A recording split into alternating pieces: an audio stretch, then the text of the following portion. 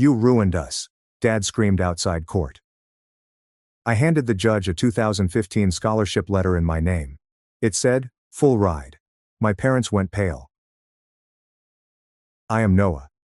I'm 28 years old, and my own parents sued me for stealing their retirement fund, which never existed. Before I tell you how a single forgotten online post from a decade ago blew their entire case apart in front of a judge, please tell me where you're watching from in the comment section. I'd like to see how far this story progresses. It all began after we had just completed a large software upgrade at work, and the office was filled with that distinct feeling of communal relief and accomplishment. For the first time in weeks, I departed before the sun had completely set. I was a senior software engineer who enjoyed the clean, logical world of code. You type a command, and it runs. There are rules. There is an order. It was a stark contrast to the impending upheaval in my life. Driving home, I felt a strong, pleasant sense of accomplishment. It was a feeling I'd been chasing for a decade. That morning, I made the final payment into my mortgage account, officially purchasing my first apartment, free and clear, years ahead of schedule. It wasn't a palace, just a one-bedroom condo in a good section of town, but it was my citadel. Every brick, every window was a tribute to years of ramen noodle dinners, missed vacations, and an unwavering dedication to a single goal: freedom. Financial, emotional, and complete independence. I walked into my flat with the scent of fresh paint and new beginnings still in the air. I dropped my keys into a ceramic bowl beside the door, a tiny but significant gesture. This was my bowl at home. I grinned as I looked around at the minimal furniture and boxes that I had yet to unpack. I made it. That evening, I had a little celebration. No fancy supper, no party. Just me, a giant pepperoni pizza steaming in its cardboard box, and a cold drink. I was seated on the floor, resting against the wall, scrolling through my phone, when the building intercom went off. A mail carrier delivered a certified letter. I needed to come down and sign for it. I assumed it was the county's final deed. More paperwork for the pile. I jogged downstairs, signed the electronic pad with a flourish, and carried the stiff, official-looking envelope upstairs. Back in my apartment, I opened it with my thumb. The letterhead was from Willocks, Crane & Associates, a law practice I had never heard of. My eyebrow wrinkled. I did not know any Willocks or Crane Associates. Then I noticed the first line. On behalf of our clients, Martin and Victoria Smith. The pizza in my stomach became lead. My parents. Why did they use a law firm to contact me? My gaze skimmed the paper, the legal language swirling before me. But some phrases came out rough and nasty. Breach of the verbal pact. Unjustified enrichment. Immediate repayment of parent plus student loans borrowed for your educational purposes. My heart began to beat frantically and painfully against my ribcage. I forced myself to continue reading, my breath caught in my throat. The letter methodically itemized loan disbursements for every semester I was in college, including fall 2015, spring 2016, and more. The total number was then displayed at the bottom of the page, which appeared to be impossible. $154,212, plus accrued interest. I reread the number, thinking my eyes were deceiving me. Couldn't be right. It was a sum huge enough to consume my entire life. Savings. Could absorb this entire flat. Could swallow me. But the final words broke my heart. It was not a request. It was a cold and deliberate threat. Failure to negotiate a payment plan within 30 days will result in legal action to collect assets, such as property liens and wage garnishments. Wage garnishment. Liens on property. They were coming for my home, which I had just completed paying for. They were coming for my salary, which I had worked so hard to obtain. I leaned back against the wall, the letter trembling in my grasp. The planet tipped on its axis. This was not a misunderstanding. The formality, legal wording, and 30-day deadline constituted a declaration of war. My own parents, who were meant to be my staunchest supporters, had just pointed a financial bazooka at my head and threatened to pull the trigger. I sat there for what seemed like hours. The pizza grew cold, while the beer warmed. The silence of my new empty house was no longer peaceful. It was oppressive, dominated by a single blaring question. Why? To comprehend the utter, earth-shattering shock of that letter, you must first understand the story my parents had built for me, which I had blindly embraced for 10 years prior. It was a story about their sacrifice, my compromise, and our collaborative endeavor. It was also an outright untruth. Let's go back a decade. I was 18, and my entire life spun around a single glimmering dream: Stanford University. It wasn't only about the prestige. I'd read about their engineering program, teachers, and culture of creativity. It felt like my mecca. I poured every ounce of me into my application. I forwent weekends for SAT prep, skipped parties for AP assignments, and wrote my application essay from the heart. I remember when the acceptance letter arrived. The envelope was thick and weighty, a good omen. My hands shook as I ripped it open in the driveway.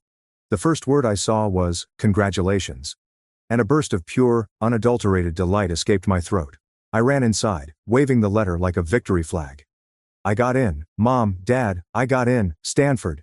The reaction was mild. It was the first red flag, but I was too high on adrenaline to notice it. My mother, Victoria, was putting flowers on the coffee table.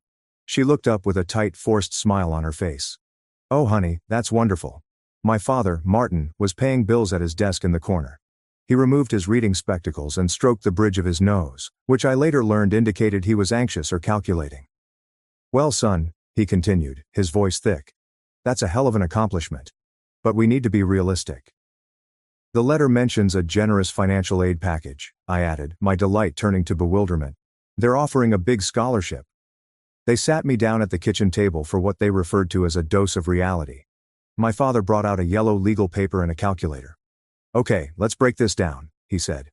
He began scrawling numbers. He mentioned tuition, but then he included room and board, health insurance, holiday travel expenses, books, and supplies. He inflated every available cost, resulting in a scary mound of costs. "Look, Noah," my mother said, placing her hand on mine. Her hand was calm and kind, yet her words cut like a knife. "The scholarship is wonderful, a real honor, but it's a partial scholarship. Covers a good chunk, but there's still a huge gap. A gap we simply can't afford." I looked at the numbers on the legal pad. They appeared unreasonably high. "But are you sure?" I asked. "Maybe we can get loans. We don't want to saddle you with that kind of debt." "Honey," my father responded, shaking his head with paternal wisdom.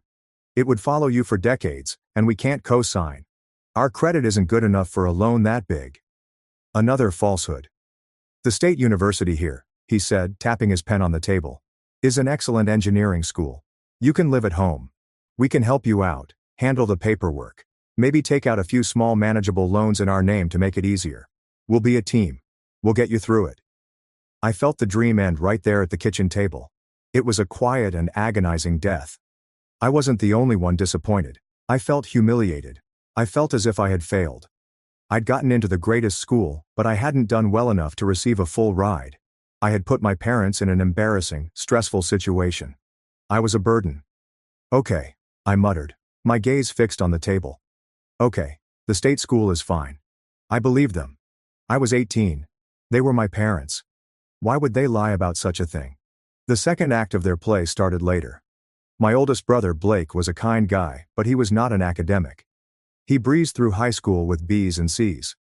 My parents called a family meeting one night, their expressions gleaming. "We have incredible news," my mother declared.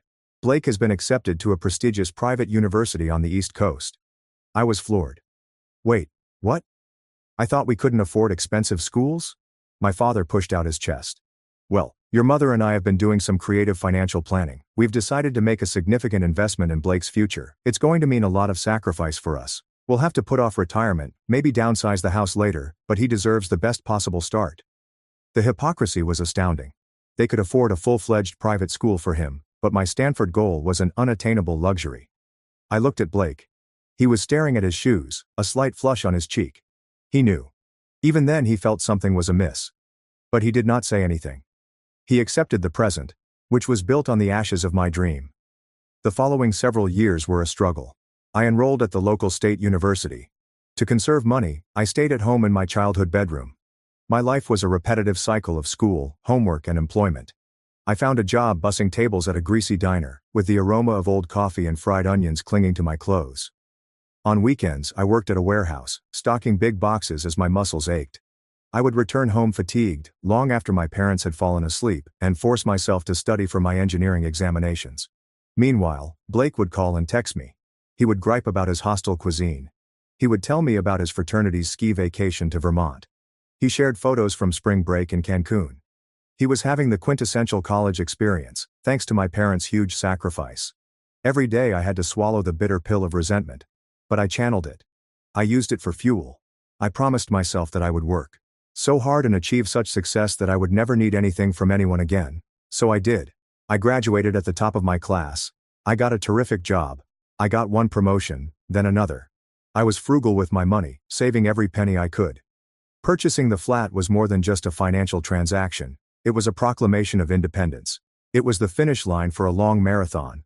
Now that I had that frightening letter, the marathon felt like a fake. The finish line had served as the starting gun for a new, more terrifying race. I needed an ally. I needed a professional. I called Rachel. We had been friends in college as part of a tiny, close-knit study group for a difficult thermodynamics class. She was extremely clever, with a mind capable of cutting through rubbish like a laser. After graduation, she attended a prestigious legal school. We hadn't talked in a few years, lost in the shuffle of pursuing our own jobs, but I knew she was the one. We met in a small coffee cafe downtown. I felt a rush of humiliation as I slipped the letter from my parents' lawyer across the table. It was like airing out my family's dirty linen. She read it, her demeanor changing from warm inquiry to hard professional concentration. She read it again, lips pursed. "Parent plus loans," she finally added, lowering her voice. "Nasty business. Legally, the debt belongs to the borrower, your parents. But they can, and often do, sue the student for repayment in civil court based on the idea of a verbal contract or unjust enrichment.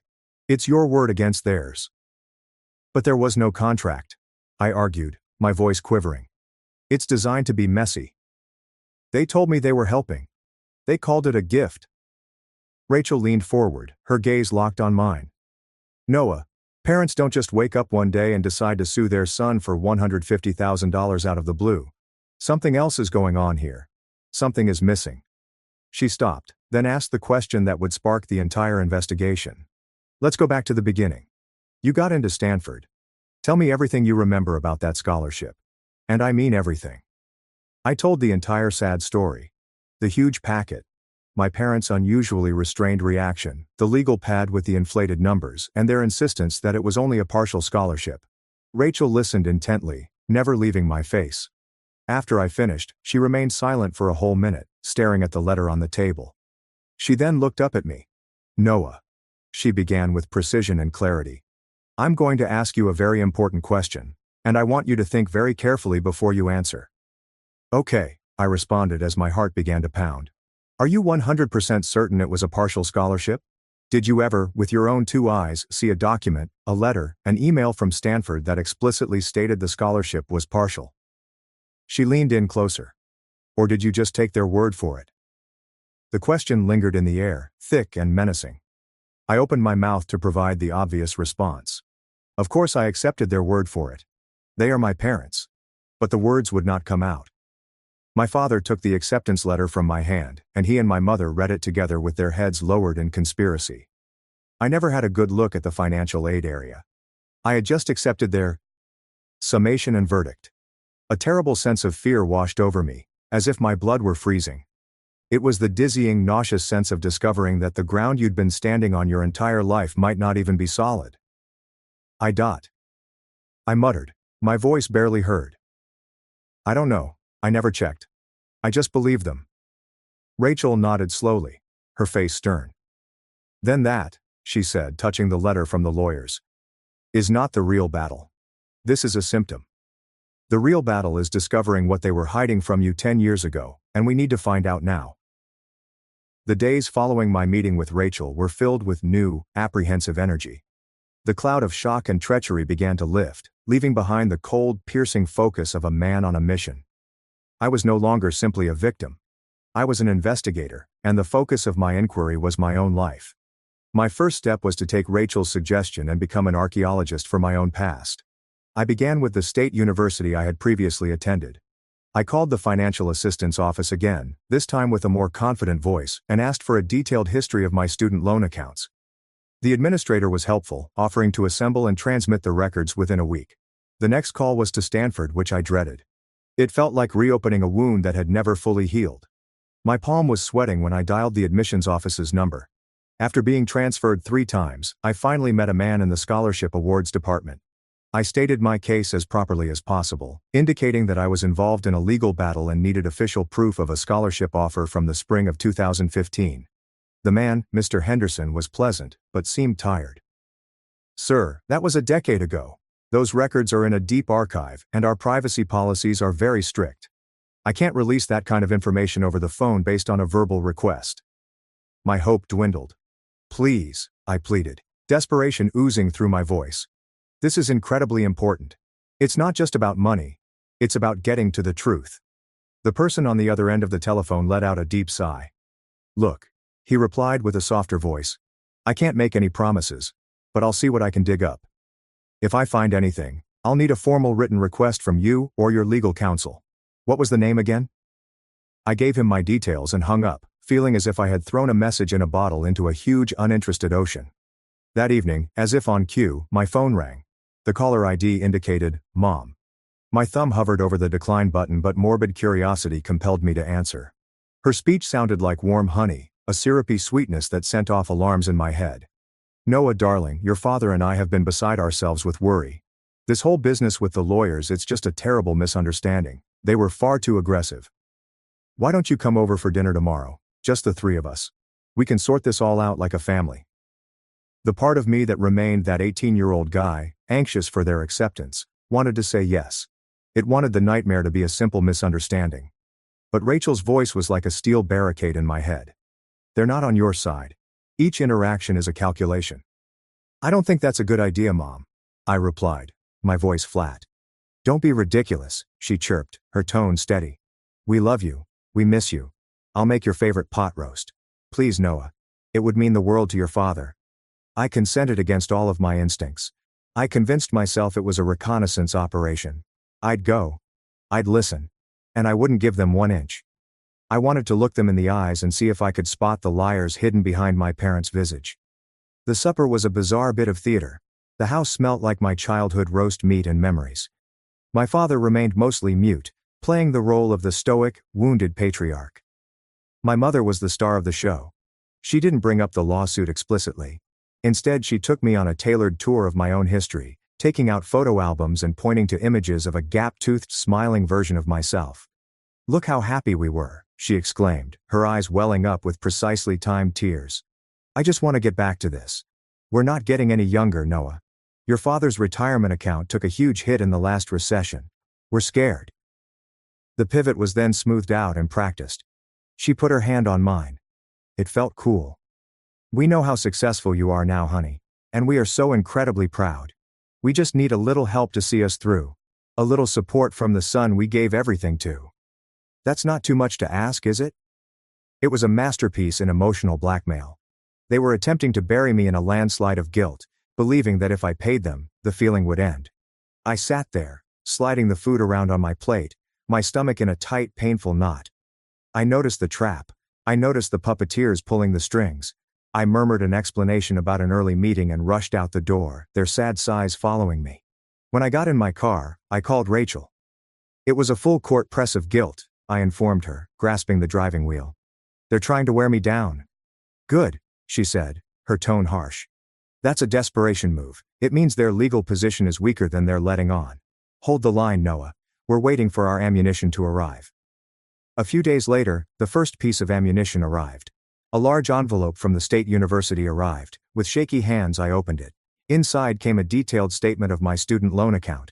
And there it was, in bright black and white, 4 years of Parent Plus loans disbursed every semester, maxed out at the legal limit. The total was exactly what they had said. For a second, my heart fell. On paper, it was damning. I was ready to contact Rachel in a panic when I remembered her second piece of advice. I sat down at my computer and looked up the IRS rules for the American Opportunity Tax Credit for the years I spent in school.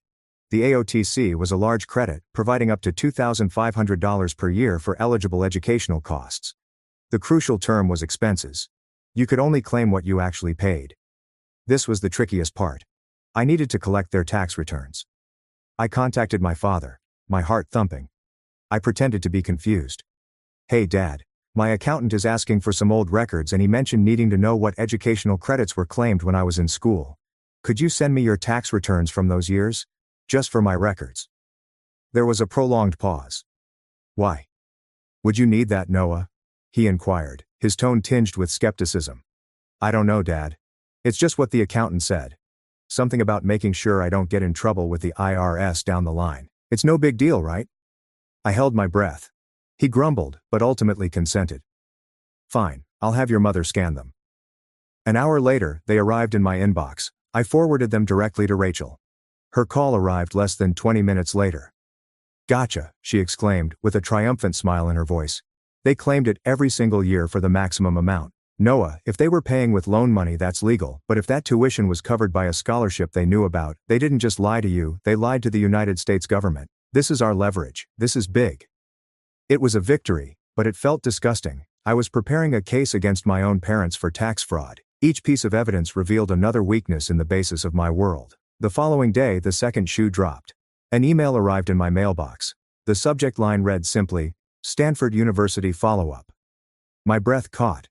It came from Alan Carter, the current head of scholarship grants. He said that he had located the archived file. "Hi, Mr. Smith. Following up on your question, I have identified the archived file with your admission and scholarship offer. Per your request, I've attached a legally certified and notarized affidavit for your use. The document verifies that you, Noah Smith, have been awarded the G.H. Redmond Merit Scholarship. This was a full-ride award that covered all tuition, obligatory fees, lodging and board for 4 undergraduate years.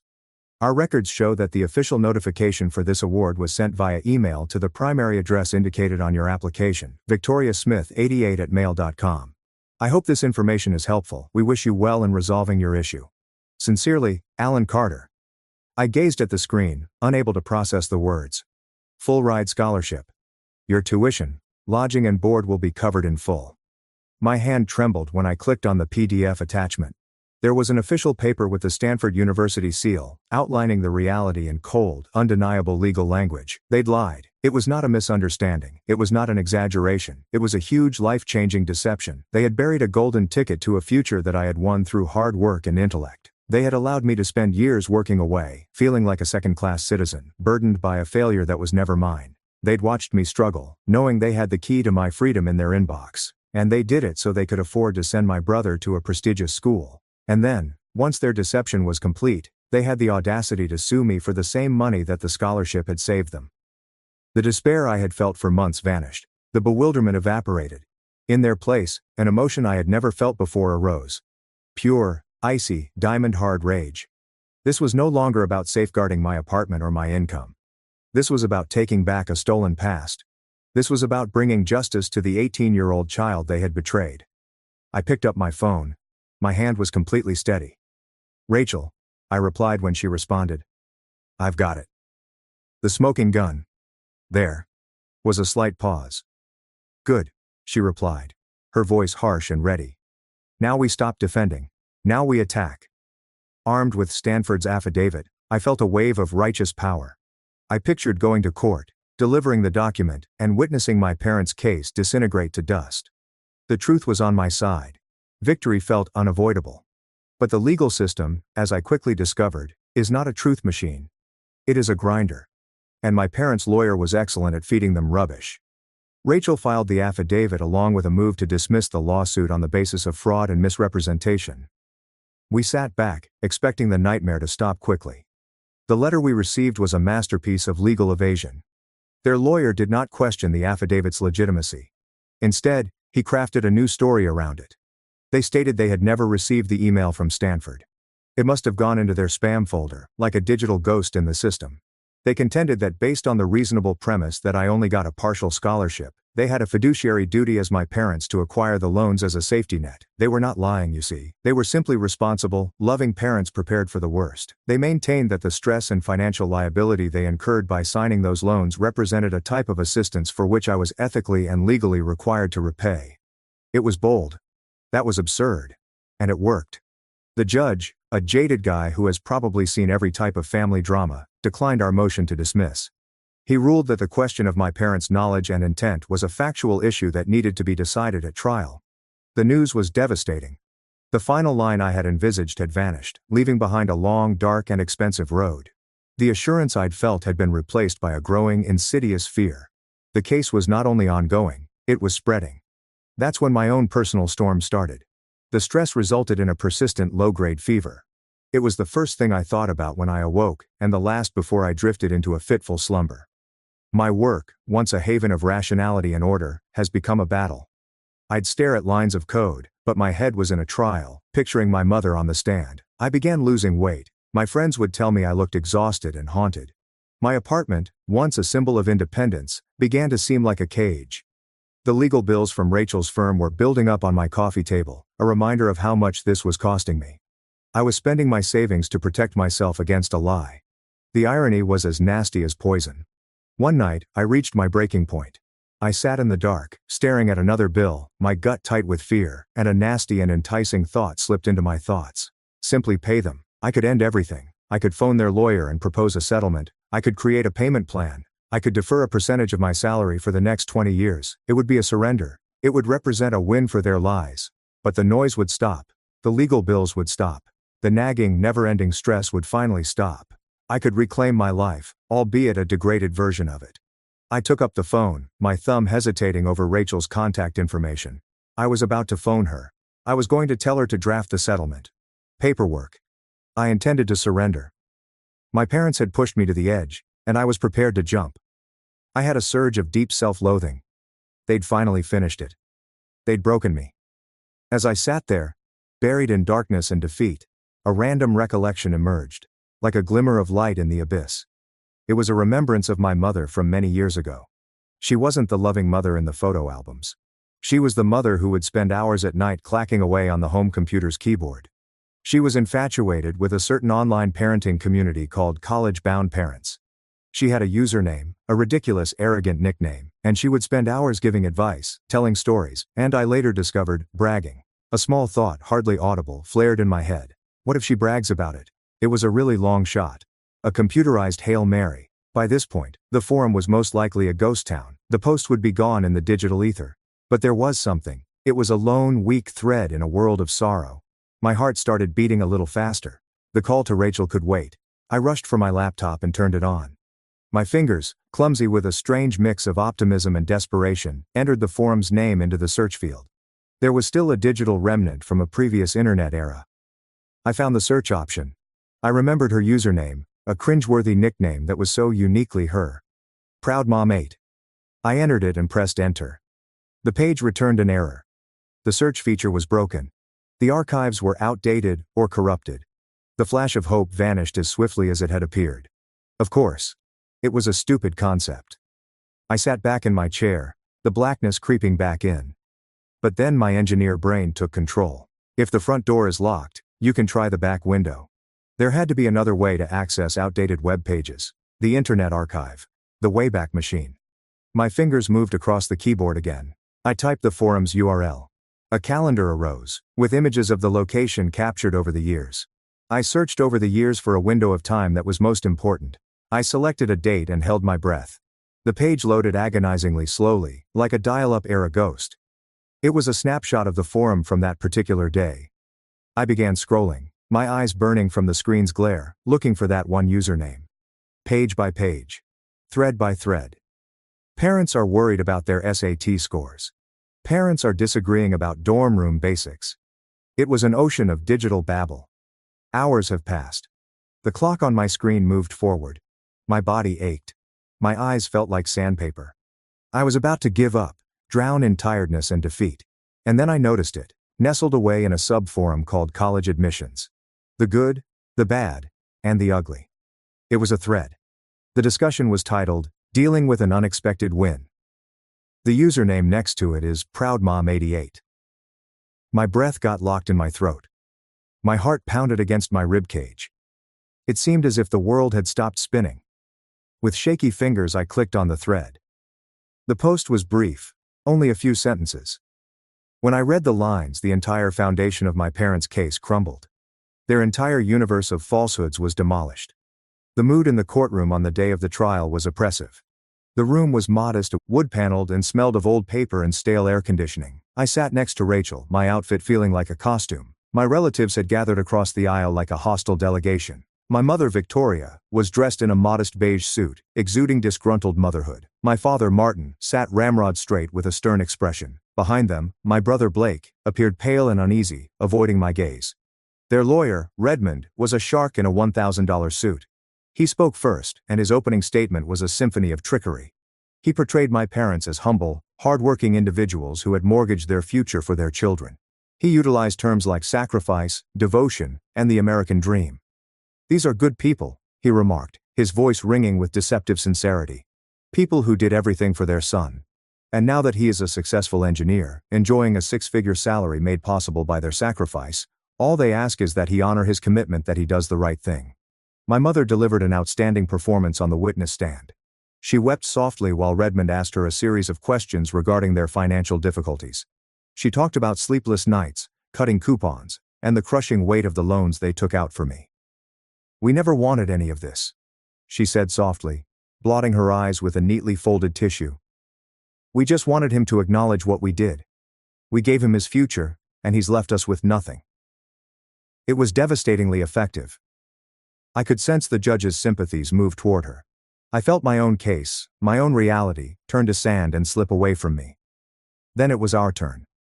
Rachel's approach provided a dramatic contrast. She remained cool, precise, and surgical. She summoned me to the stand and asked me to relate my version of events, my dream of Stanford, my parents' reality check at the kitchen table, and my 4 years of grinding through public university while working 2 jobs. Redmond's cross-examination was intended to humiliate me. "Mr. Smith," he began, his tone condescending, "are you genuinely asking this court to accept that a guy of your evident intelligence, much alone an engineer, never once bothered to independently evaluate the single most important cash offer of his young life? You simply accepted your parents' version of events?" "Yes," I replied, my voice clear and firm, staring directly at the judge. "Because they are my parents. And I trusted them." "A very convenient form of trust," Redmond sneered before settling in. Rachel approached the bench after I had stepped down. "Your Honor," she started, catching the room's attention. "The plaintiff's entire case is based on a claimed misunderstanding and memory. They maintain they never saw the email and acted in good faith. We would now like to present facts that will leave no question that this was not a misunderstanding. It was a purposeful, planned, and documented deceit." A big monitor facing the court and the witness stand came to life. "Your Honor," Rachel continued, "I am submitting a certified timestamp snapshot of the Internet Archive taken on April 28, 2015. The page comes from a public online community called College Bound Parents. I watched my mother's hand move to her pearls. Her face lost its color. My father gave her a look of utter wrath. The post in question is from a user with the handle ProudMom," Rachel remarked with a strong voice. "Mrs. Smith, can you please confirm for the court that this was your username on that forum?" My mother stared at her, silent. Her lawyer jumped to his feet. "Objection. Relevance. This is a fishing expedition." "It is the most relevant piece of evidence in this entire case, Your Honor," Rachel said in response. "It goes directly to the plaintiff's knowledge and intent." "Overruled," the judge said, his gaze narrowing and focusing on my mother. "Mrs. Smith, answer the question." My mother swallowed, her throat straining. I may have used that name on a few websites," she stuttered. "Thank you," Rachel said, a sad smile on her lips. "Would the court clerk please read the highlighted post from user ProudMom8 aloud?" A great calm descended over the courtroom. The clerk fixed her glasses and proceeded to read, her voice clear and emotionless. "Unbelievable. My oldest has to struggle with loans to get into a good school, but my youngest just got a full free ride to California. He doesn't even know yet. Sometimes a parent has to make the tough calls for the good of the whole family." A collective gasp echoed across the gallery, and Redmond stood motionless, his mouth slightly agape. My father looked at my mother with such absolute betrayal that it was almost frightening. He had been a part of the deception, but it was plain he had no idea she had been so stupid as to document it. But Rachel wasn't done. She waited for the words to sink in before administering the fatal blow. "So, Mrs. Smith," she added quietly but clearly, "it appears you knew. You knew it was a whole free ride. And you took a difficult decision to withhold that life-changing chance from your own son, leading him to believe he had failed, and then suing him a decade later for money you never had to spend. Is this correct?" My mother simply gazed, her face a collapsing ruin. The judge had had enough and glanced down from his seat, his face filled with frigid disgust. "Mrs. Bonham Smith," he said, his voice dangerously low, "do you have anything to say in reaction to this revelation?" Before she could respond, the last pitiful piece of their conspiracy broke apart. My brother Blake, who had been shrinking in his seat, suddenly leaped to his feet. His face was blotchy, his eyes wild with fright, and he wasn't staring at me, but at our parents. "I told you it was a crazy idea," he yelled, his voice cracking with a decade of pent-up guilt and cowardice. "I warned you it would explode in our faces. I never asked for any of this." It wasn't an apology. It was a confession and acknowledgement that he knew he had been a quiet accomplice to their crime for his own gain. The trial was done. The truth had been detonated, not simply revealed, and my entire family had suffered as a result. The judge's gavel fell with a piercing, final crack that mimicked the disintegration of my family. He did more than just reject my parents' lawsuit. He openly demolished it piece by piece. "This court has witnessed a shocking and malicious campaign of financial and emotional fraud perpetrated by parents against their own child," he added, his voice frigid and angry, far more scary than shouting. He glanced down from his bench, his eyes roaming over my parents, who appeared to shrink in their chairs. "The claim is dismissed with prejudice," he said, implying that they could never try to bring this action again.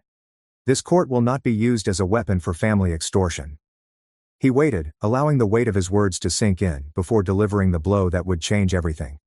"Furthermore," he said with a sterner voice, "based on the clear evidence of misrepresentation, the defendant's testimony, and the plaintiff's own documented admissions of deception, I am referring this entire matter to the Internal Revenue Service for an investigation into tax fraud, and to the District Attorney's Office for a review of potential criminal charges, including conspiracy and perjury." My mother made a slight coughing sound, and my father, who had maintained a tough facade throughout, suddenly cracked. He fell in his chair, his face ashen, as if he had just witnessed his entire world burn to the ground. They hadn't simply lost a case, they'd invited the entire crushing weight of the federal and state governments into their life, and their greed had become a self-destruct sequence. As the judge adjourned the court, a weird numbness overcame me. I'd won. The truth had prevailed. But there was no elation, no triumphant fist pump. Just a wide, hollow silence where my family had once been. Rachel put a soothing hand on my shoulder. "You did it, Noah," she whispered softly. "You faced them down, and you won."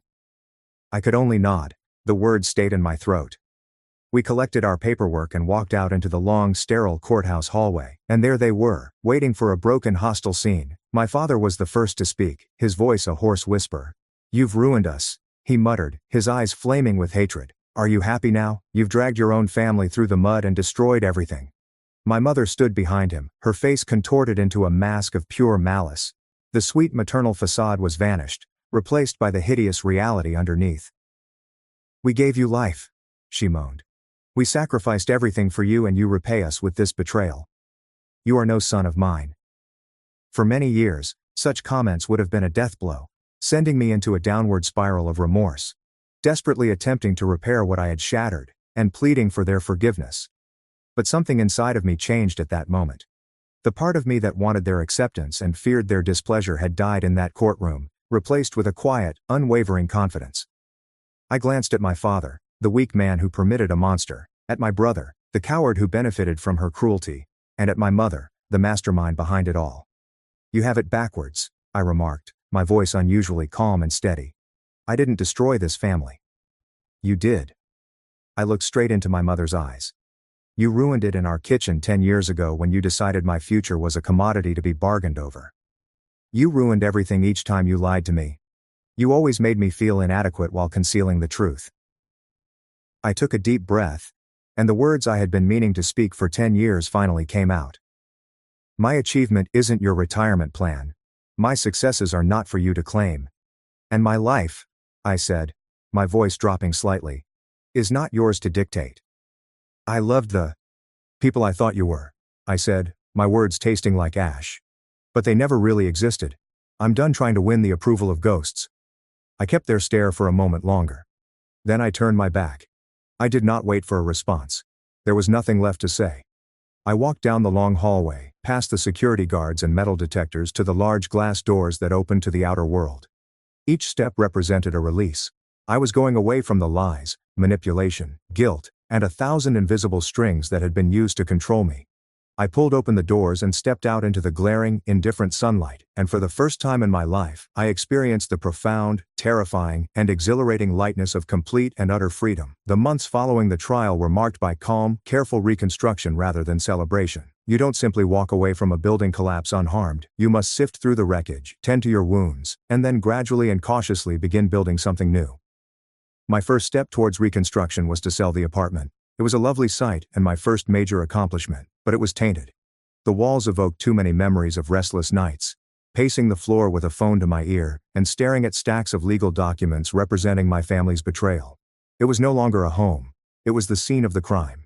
I took a promotion at work that included a relocation package, a new city, a few states away, with no one knowing my name or tale.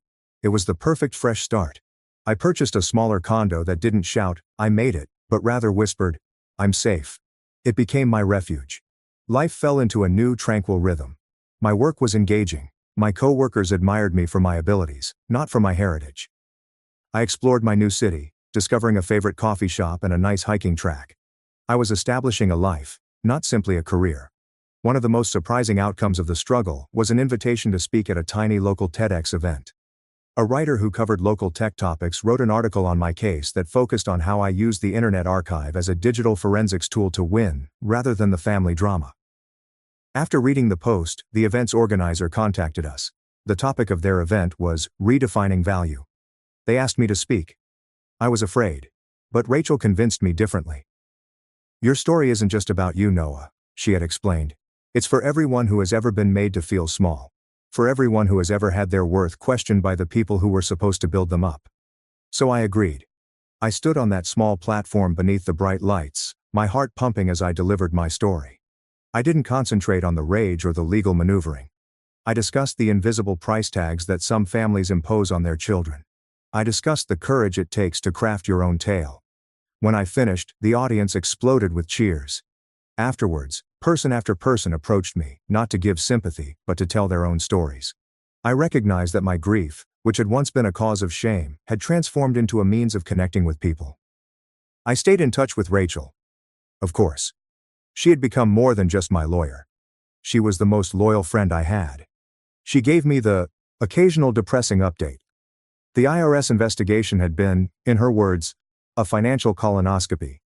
My parents were compelled to repay 10 years of bogus tax credits, along with heavy penalties and interest. It wiped out their meager money. They had to sell the family house where I grew up and relocate to a small rental flat. Their social circle, which was based on a veneer of middle-class respectability, dissipated once the trial became local news. Blake, my golden boy sibling, had his own reckoning. His prominent firm has a zero-tolerance ethical policy. Being named in a fraud and perjury inquiry, even as a witness who admitted his involvement on the stand, rendered him radioactive. He was quietly fired. My parents had stolen his expensive education, but it had brought him nowhere. I assumed that was the end of it. I believed the narrative had ended. I was healing. I was moving on. I'd even adopted a scruffy terrier mix from the local shelter. Max was a fellow victim who was learning to trust again. Life was silent. Then a package arrived. It was a little flat-rate box addressed to me in a handwriting I knew immediately. Blake's. My first thought was to put it in the garbage, unopened. What could he say to me? But a deeper, more cautious side of me took over, one that had learnt never to underestimate my family's proclivity for drama. I brought it inside and set it on my kitchen counter, staring at it like it was a bomb. After about an hour, I carefully cut it open. Inside, there was no sentimental waste, no outdated photographs. There was only a letter and a hefty stack of paperwork kept together with a binder clip. I read the letter first. This was not an apology. It was a confession made out of pure sad self-preservation. "Noah, I know you despise me. I probably deserved it. What occurred has completely destroyed my life. I can't get a job. Dad and Mom won't even speak to me anymore. They accuse me of shouting in court. I have been doing a lot of thinking. I need to clear my conscience, but I also have to defend myself. The DA is still investigating this whole affair, and I do not want to be charged as a co-conspirator. The documents you need to examine are enclosed, and they show the entire truth. It was worse than you expected. Blake." My blood became chilly. Worse? How could it possibly go worse? I scooped up the stack of documents. These were brokerage account statements. The account was formed in Blake's name during the summer, when I was due to start at Stanford. Then I saw it. The initial deposit. $250,000. I stared at the number, my mind trying to connect the dots. Where did they obtain that much money? I looked at the date, and suddenly I understood. Stanford's annual tuition, housing and board costs were projected to be around $62,500 at the time. When multiplied by 4, the total was exactly $250,000. My parents had not merely saved the money from my scholarship. That was the story I'd pieced together. The one I assumed was the truth. But the reality was far more diabolical. They went to a financial advisor, presented my full-ride scholarship as if it were a grant, and took out a portfolio loan to cover the cost of my 4-year education. They had commercialized my future. They had converted my accomplishment into dollars. The statement spelled forth the entire, horrible scenario. They transferred that $250,000 to a brokerage account in Blake's name, making him the legal owner and direct accomplice. They utilized the money as a slush fund. I observed these withdrawals. Tuition payments to Blake's private university, a down payment for my father's new automobile, a vacation in Hawaii. The worst element, which made me literally nauseous, was their investment approach. They had not been conservative. They had invested the money in high-risk speculative technology stocks, intending to profit off my stolen future. For a while, it worked. The account expanded. Then followed the crash. I witnessed the horrific losses. The panic trade, the value evaporates. More than 80% of the initial money was depleted. And then everything clicked into place. The case was not motivated solely by vengeance. It was a desperate, mad attempt to make up for their losses.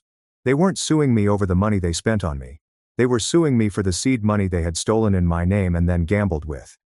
They believed, in their twisted imaginations, that the first $250,000 was rightly theirs, and I was the insurance policy to recover it. I dropped the papers on the counter. The room felt like it was spinning.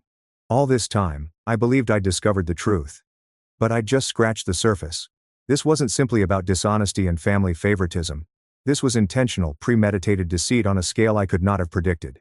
They hadn't simply hidden my fantasy from me. They sold it to the highest bidder and then lost the money in the casino. Blake's letter was not a statement of conscience. It was self-preservation. He was throwing our parents under the bus to defend himself, providing me ammunition to make sure he didn't take the blame. I strolled up to the sliding glass door and gazed out at the city lights. I didn't feel angry anymore. That sentiment was too little and simple for this. What I felt was incredible. Chilling clarity, a complete comprehension of who these people were. They were not simply imperfect, selfish parents.